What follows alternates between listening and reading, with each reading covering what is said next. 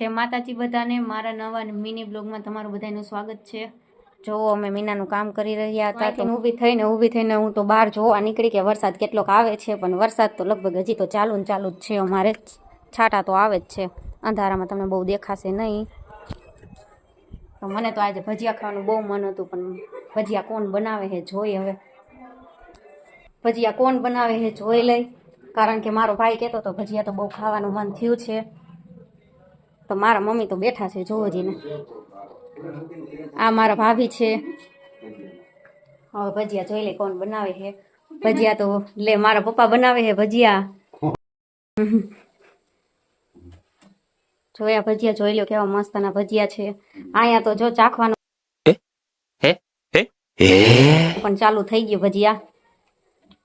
અને અમારા નવગણભાઈ તો કારીગર છે, એને કારણ કે ભજીયા બહુ ભાવે એટલે બનાવે છે। જોઈ લીધું બધાય ભજીયાનું, ભજીયા બની ગયા છે ને બધાય ભજીયા ખાવાનું ચાલુ કરી દીધું છે। આને પૂછી લ્યો ભજીયા કેવા બન્યા છે। મસ્ત ભજીયા, આના જેવા ભજીયા ક્યાંય ખાધા નથી। નવગણ ખાતા રહેવા।